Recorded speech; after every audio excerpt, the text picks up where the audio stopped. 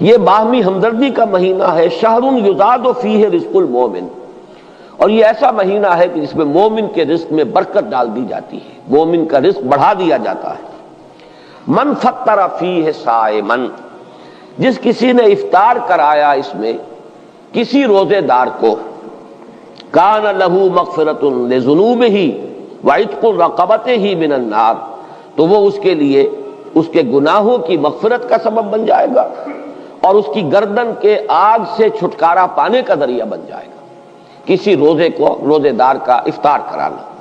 اب اس میں جو تفصیل آگے بھی آ رہی ہے اور اس وقت بھی جو بات ہو رہی ہے اس کو سمجھ لیجئے۔ ہمارے ہاں اس دور میں عام طور پر رزق کی فراوانی ہے، وہ جو فاقہ اور فقر کی جو کیفیات پچھلے زمانوں کے اندر سننے میں آتی، عام طور پر وہ اب دنیا میں موجود نہیں ہے۔ لیکن یہ کہ اس دور کا تصور کیجئے کہ وہاں ایسا بھی ہوتا تھا کہ کسی کے پاس کھانے کو کچھ بھی نہیں ہے، خود اپنے لیے بھی کچھ نہیں ہے، ہو سکتا ہے کہ وہ صرف کہیں سے کوئی تھوڑی سی دودھ کی لسی بنا کر بیٹھا ہو روزہ افطار کرنے کے لیے، اور اس کے پاس خود کچھ نہ ہو۔ اس حالت میں کوئی اور شخص جس کے پاس یہ بھی نہ ہو، اگر اس کے پاس آتا ہے تو وہ اپنے اس تھوڑی سی لسی میں سے اگر اپنے کسی اور بھائی کو بھی کچھ پلا دیتا ہے 2 گھونٹ، تو اس کا جو اجر و ثواب اس وقت اس پس منظر میں ہے اس کو ذہن میں رکھیے۔ باقی ہمارے ہاں جو بھی اس وقت ریل پیل ہے، اس ریل پیل میں اگر آپ یعنی روزہ افطار کرنے کی محفلیں روزانہ بھی منعقد کر لیں اور افطاریاں کرائیں اور بہت اعلیٰ افطاریاں کرائیں، تو اس کو اس حساب میں شمار نہ کیجیے۔ بہرحال وہ اپنی جگہ پر ہے، اس کو انسان احباب کے ساتھ محبت کے اضافے ہی کے لیے کرتا ہے، اور وہ محبت خالص اللہ کے لیے، اللہ کے دین کے لیے، اس کا اپنی جگہ پر اجر و ثواب ہوگا۔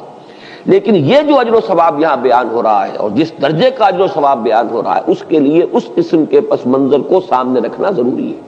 ورنہ یہ بہت مبالغہ سا معلوم ہوتا ہے کہ اتنی سی بات کے اوپر اتنا بڑا اجر و ثواب۔ لیکن اس کو اگر اپنے اوپر انسان طاری کرے، جیسا کہ آتا ہے بہت سے صحابہ کے بارے میں، انہیں تو فاقے ہوتے تھے، اور کئی وقت کے فاقے، اصحاب صفہ خاص طور پر، کہیں سے کچھ آگے آئے تو کھا لیا، اور نہیں آیا ہے تو کئی وقت کے فاقے ہو رہے ہیں۔ حضرت ابو ہریرہ فرماتے ہیں رضی اللہ تعالی عنہ، کیونکہ وہ بھی اصحاب صفہ میں شامل تھے، کہ ایسا بھی ہوتا تھا کہ کئی وقت کے مسلسل فاقے کی وجہ سے غشی طاری ہو جاتی تھی، لیکن لوگ یہ سمجھتے تھے کہ شاید انہیں مرگی کا دورہ پڑا ہے، لہذا وہ گردن پر پاؤں رکھ کے اور دباتے تھے۔ یہ کیفیت بھی وہاں پر ہوتی تھی، چونکہ اللہ تعالیٰ نے جو نظام محمد الرسول اللہ صلی اللہ علیہ وسلم کو دیا، اس میں وہ جبری مساوات نہیں تھی، والنٹری تھا جو معاملہ تھا۔ جو زکوٰۃ ہے وہ فرض ہے، لیکن یہ کہ باقی صدقہ خیرات اپنے رزق میں دوسروں کو شامل کرنا، یہ لوگوں کے اپنے جذبے پر چھوڑ دیا گیا تھا۔ لہذا وہاں انصار کے ہاں عام طور پر یہ نہیں تھا کہ اسی قسم کے حالات پورے مدینے میں تھے۔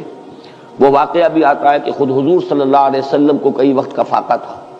لیکن ظاہر بات ہے کہ حضور کسی کے سامنے دست سوال دراز کرنے والے تو نہیں تھے۔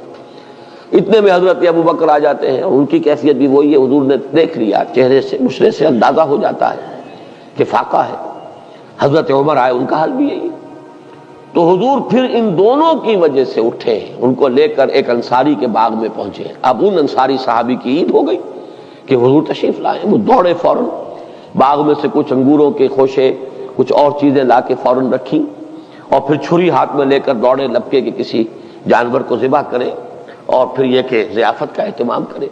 تو حضور نے فرمایا دیکھنا کہ کسی دودھ دینے والے جانور کو ذبح نہ کرنا، کوئی اور نہ ہو اور بکری ہی ہو اور وہ دودھ دیتی ہو اور بچوں کے لیے وہ ایک ذریعہ بنتا ہو اور تم اس کو ذبح کر دو۔ بہرحال اس کے بعد انہوں نے، جیسا کہ آپ کو معلوم ہے کہ وہاں گوشت اس طرح تیار نہیں ہوتا تھا، وہ تو بس یہ کہ اس کو گوشت کو تیار کیا اور سیکا آگ کے اوپر، اور گوشت تیار ہے کھانے کے لیے۔ تو وہ حضور نے بھی تناول فرمایا، حضرت ابو بکر نے، حضرت عمر نے، اور پھر حضور نے فرمایا روٹی کا تھوڑا سا ٹکڑا لے کر اس پر چند بوٹیاں رکھ کر کہ یہ عائشہ کو بھی دے آؤ، اسے بھی کئی وقت کا فاقہ ہے رضی اللہ تعالیٰ۔ ان حالات کو دیکھیے کہ اس میں یہ کیفیت ہے کہ ایک آدمی جبر کر رہا ہے، اس نے فرض کیجئے کہ اس سحری کے وقت بھی اسے کچھ نہیں ملا ہے، روزہ ایسے ہی رکھ لیا ہے، اب روزے کے افطار کے وقت اسے کوئی شے جو ہے میسر آ گئی ہے، اس کو لے کر وہ بیٹھا ہے کہ دیکھتا ہے کہ کوئی اور ساتھی، کوئی اور دوست، کوئی اور مسلمان بھائی ایسا بھی ہے جس کو یہ بھی میسر نہیں۔ اب اس میں سے وہ چند گھونٹوں میں سے چند گھونٹے پلا دینا، اگر ایک گلاس کسی کے پاس ہے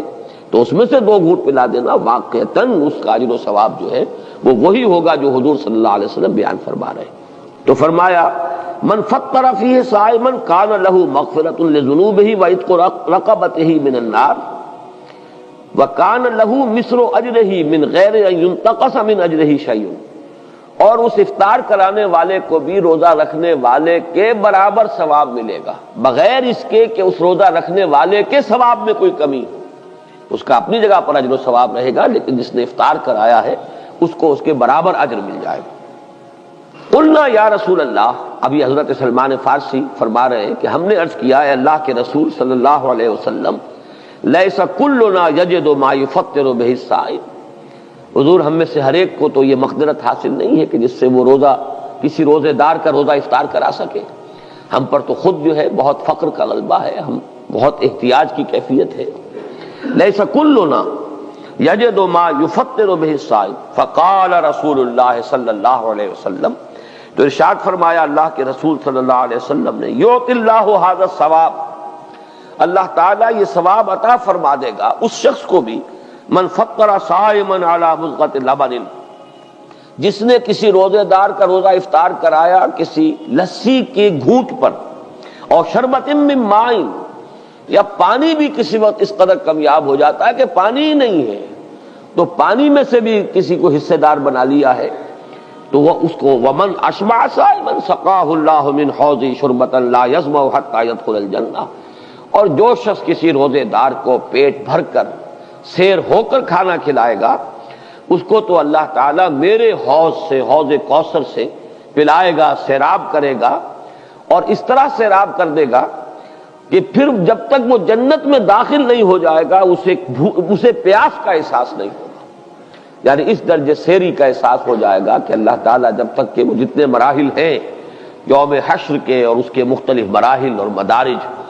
وہ آپ کو معلوم ہے یوم یجعل الولدان شیبا السماء منفطر به کان وعده مفعولا، وہ دن کے جس کے شدائد ایسے ہیں کہ بچوں کو بوڑھا کر دینے والا دن ہے،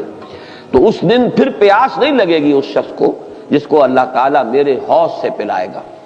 تو فرمایا کہ جو کسی صائم کو پیٹ بھر کر کھانا کھلائے گا روزے دار کو، سقاہ اللہ من حوض شربۃ لا یظمأ حتی یدخل الجنہ وہو شہر اولہ رحمہ، یہ جو مہینہ مبارک ہے اس کے 3 عشرے ہیں۔ پہلے عشرے کے بارے میں فرمایا وہ اللہ تعالیٰ کی رحمت کا مظہر ہے،